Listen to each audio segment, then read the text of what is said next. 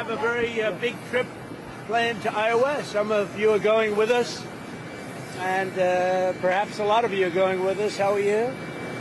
And we have a very big crowd, so it's going to be a lot of fun. And we're sort of celebrating like the biggest bill of its kind ever signed. And it's going to make this country into a rocket ship. It's going to be really great. Mr. President, you met a lot of House Republicans yesterday. I think when you go over the bill, it was very easy to get him to a yes. You know, we went over that bill, and point after point, biggest tax cut in history, great for security, great on the southern border. Immigration is covered. We covered just about everything. Again, it's the biggest bill ever signed of its kind. Mr. President, some House Republicans that were concerned about the bill said that they had conversations with you where you made promises. What promises did you make? Did you tell Representative Chavez that you could have some action on gun rights? What sort of deals did you make with those? Well, I talked to a lot of different Republicans in doing it, and we had a good time in being there. I did not have much of a problem with any of them. As you know, we had 2 negative votes, but we had whatever it was, the final vote. To get them to agree to yes? Yeah, I think a few of them I did, but I think they would have gone yes anyway. What were those deals? No deals, no deals. What I did is we talked about how good the bill is. I mean, that's a deal, I guess, when you think about it. But obviously convince them, but it was not hard. This is a great bill. This is going to be a great bill for the country. One of 2 no's to vote no for this bill. Do you want to primary him too? Well, I was disappointed that he did that. There were 2 of them that voted no, so I was disappointed that he voted no. What about the today at Congress? We had a call. It was a pretty long call. We talked about a lot of things, including Iran, and we also talked about, as you know, the war with Ukraine. And I'm not happy about that. I'm not happy. Progress came on a deal with Ukraine. Do you feel like you made any progress? No, I didn't make any progress with them today at all. How much growth in the country is that? I think we're going to get great growth. I think we'll have growth at record numbers. This is going to be something that's amazing, and everybody was watching it all over the world. And I want to congratulate the Speaker and Tom Emmer and Steve Scalise and everybody else. I mean, they worked so hard. So hard. This has really been going on for over a year, if you think about it. I think, to be exact, about 14 months. And this was the culmination, and I guess it ended a lot earlier. A lot of people thought it would end up the following afternoon. Well, it ended up late in the evening, but they were great. They were great. What do you think, man? And by the way, on the Senate side, I thought Senator Thune did a fantastic job. What do you think it says about the power you have within your party compared to your first term that you were able to get this under control? I think I have more power now. I do. You know, I could say, oh, gee, I don't know. I think I probably do because we've had a great record of success. You know, my first term was very, very successful. We had the greatest economy in the history of our country.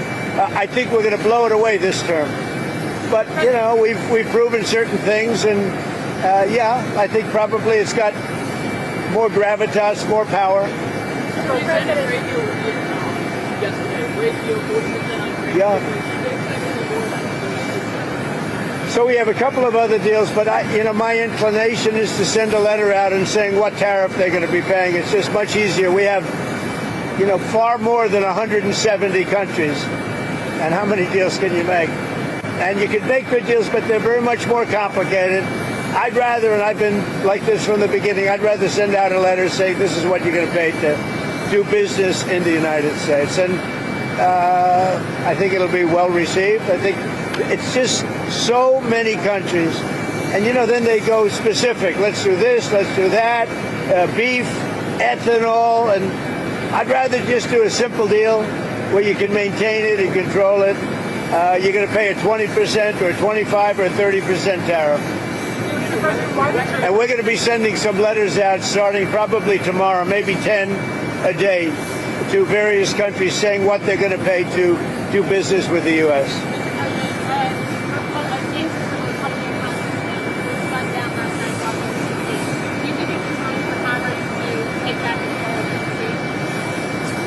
I think that D.C. has to become a very safe place. And We're not going to let anything bad happen to D.C. That's our beautiful D.C. And we're not going to let anything bad. And we'll have something to say about it next week. Why did you hold that? Why did you cause weapons in Ukraine? Why did you cause weapons? We haven't. We're giving weapons, but we've given so many weapons. But we are giving weapons, and we're working with them and trying to help them. But we haven't. You know, Biden emptied out our whole country giving them weapons, and we have to make sure that we have enough for ourselves. Who are you with? New York Times. Oh, no wonder. Go ahead.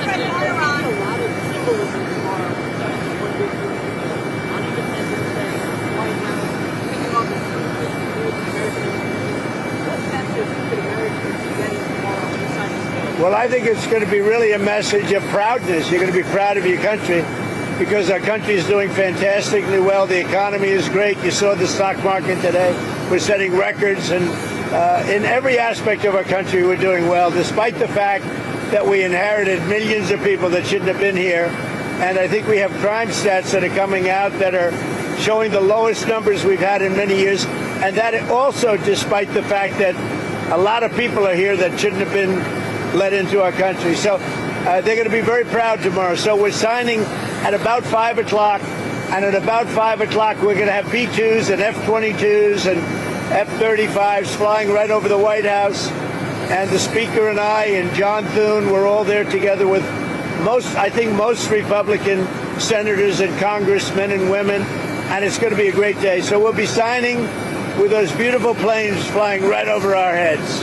All right? What are your expectations for the next round of talks with Steve Witkoff and his Iranian counterpart? Well, we're going to see. Steve is a great guy. He's a great negotiator. Iran does want to speak, and I think they'd like to speak to me. And it's time that they do. We're not looking to hurt them. We're looking to let them be a country again. They got beat up, and, you know, they were both exhausted, frankly. But Iran really got beat up, and I think they want to meet. I mean, I know they want to meet, and if it's necessary, I'll do it. But Steve is involved and very much involved, and he's done a fantastic job. All right, one more. President, on Gaza, do you still want the U.S. to take over Gaza as a part of a peace? I want the people of Gaza to be safe, more importantly. So that could I want to see safety for the people of Gaza. They've gone through hell. Thank you very much, everybody. Thank you.